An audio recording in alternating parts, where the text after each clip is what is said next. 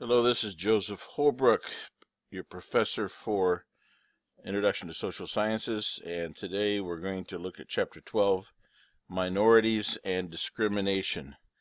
This chapter is closely related with the previous chapter on stratification and social class. So let's begin.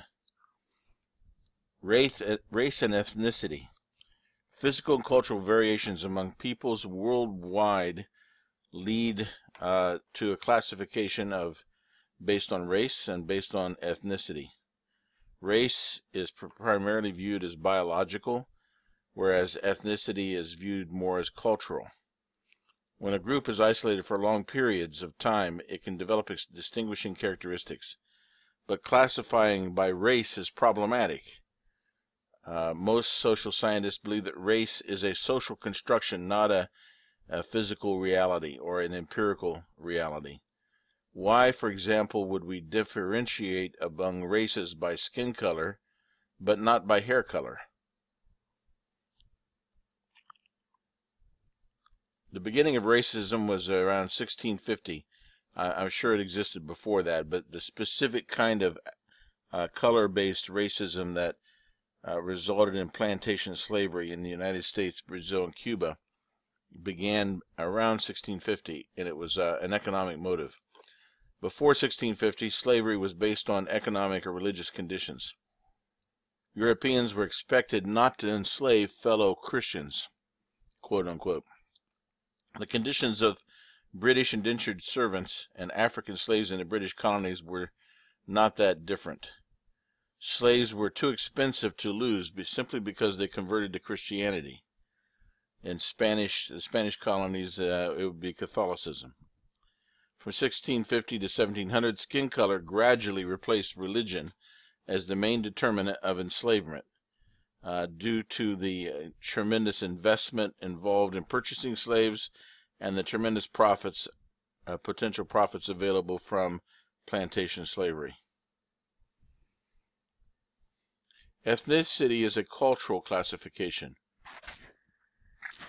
An ethnic group is a group that has a common ancestry and heritage. Nationality, language, and religion all play a part in ethnicity. Ethnicity and race are two different things, two different views. Some racial groups share a culture, but not all. For example, two people could be both ethnically Cuban, but one might be black and one might be more of European descent. So that's an example of where ethnicity, there might be a shared ethnicity, but a different race. It's false to assume that any race or ethnic group is superior to others. There's no convincing scientific evidence. There is some evidence of inherited mental and psychological differences between groups, but they're very minor between groups, and there's much greater individual variation within groups. Society's leaders are determined by many factors, not just race or ethnicity.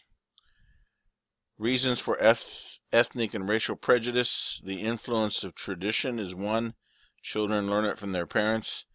The psychological need of many individuals to belong to identifiable groups, and perhaps because of a weak sense of ego, to belong to a dominant group. It builds up the ego by cultivating a feeling of superiority, and prejudice is useful as an economic and political weapon. So, minority groups and dominant groups. Minority groups are singled out for unequal negative treatment, whereas a dominant group is singled out for positive treatment. Minority groups believe they are objects of collective discrimination. The dominant group may be a minority of the population, but be dominant economically or socially. In the United States, we have racial issues. There's been enough things in the news recently that I'm sure you're aware of that. One problem is with Native Americans. They're often isolated as a minority group in our country. They're educationally deprived.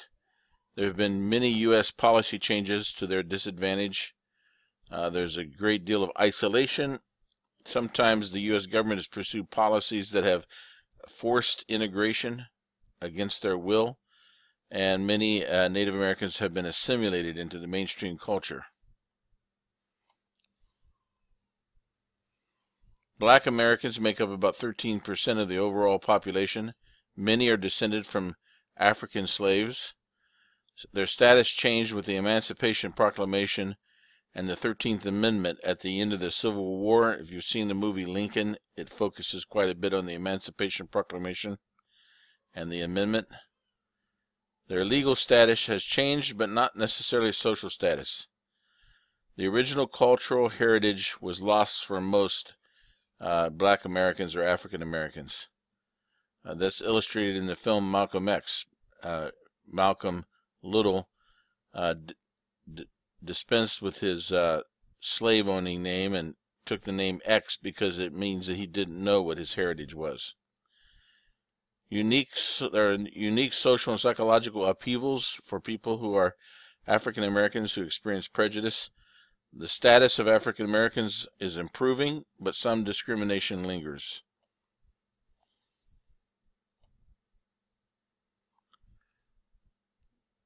After the Civil War, there continued to be legal segregation, especially in the South. The Brown versus the Board of Education in 1954 began to reverse that process. There had been an earlier finding of the Supreme Court, Plessy versus Ferguson, which found it to be acceptable for blacks to be educated separate but equal, was the phrase. But in fact, it was not equal. De facto segregation still occurs. There were civil rights acts passed in the 1950s and the 1960s under pressure from civil rights movement led by Martin Luther King Jr. Some have experienced little or social or economic progress since then. As you might expect, people, blacks who live in ghetto areas or underprivileged neighborhoods often continue to experience the same kind of social and economic problems that they may have experienced 60 or 70 years ago. Change is slow but apparent. Affirmative action is one strategy for change, but it's controversial. Denzel Washington played Malcolm X, and I encourage you to look up and watch his movie speech. It's very well done, and it's very similar to the actual speech given by Malcolm X. Hispanics are the largest minority group in the United States now, as of just a few years ago.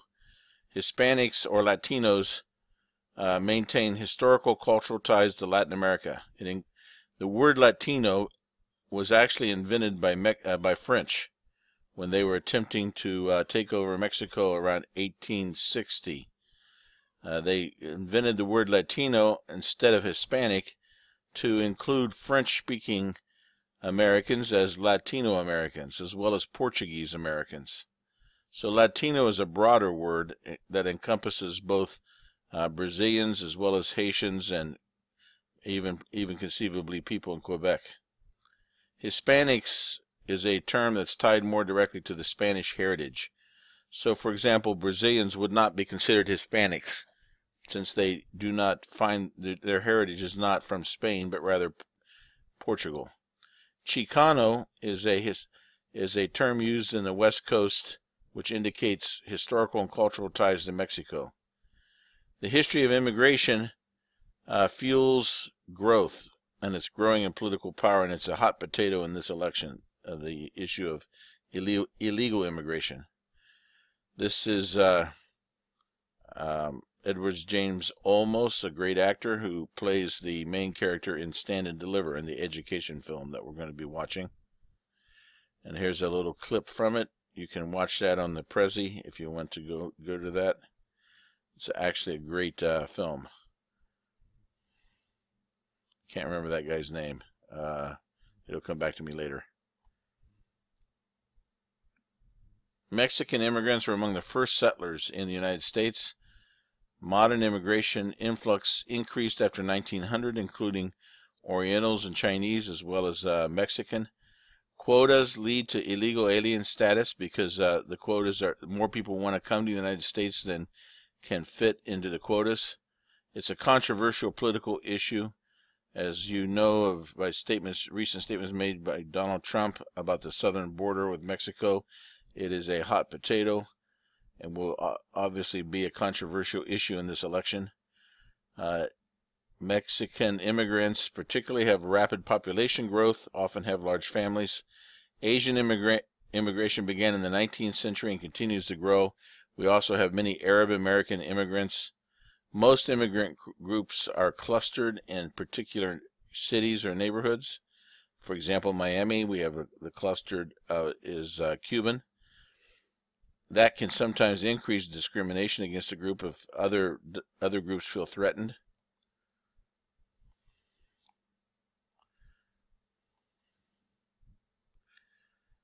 Legal immigrants by continent. You can take a look at that. It's obvious that the Americas are the largest immigrant group since about 1940.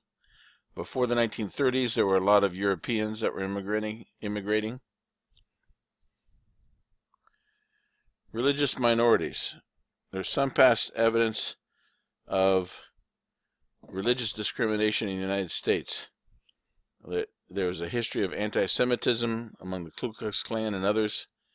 There's a misplaced black anger towards Jews, which you may see a little bit of in the film Malcolm X. There's also growing anti-Muslim sentiments since 9/11. Overall, however, the United States has a fairly decent record about protecting the rights of religious minorities. There's also sexual minorities, and as you know, the Supreme Court recently made a decision affirming gay marriage throughout all the states. Although the majority of the population, women, are still placed in a subordinate position. Most legal discrimination has been eliminated, but cultural discrimination still exists. They have a limited role in the armed forces. Pornography is a demeaning, objectifying factor with women. There's a disproportionate number in government. The average earnings for women tend to be slightly less than for men, although that's a bit controversial. There's also a glass ceiling for pink-collar jobs.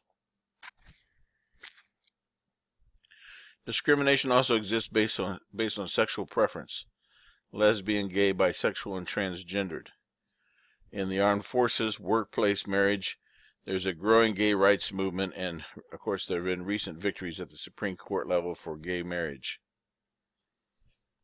Age discrimination is another form of discrimination.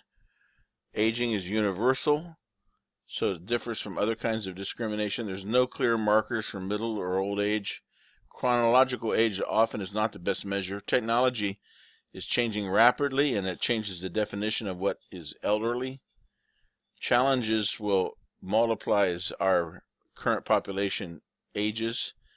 We will have the baby boomers are a much larger portion of our society than the younger generations.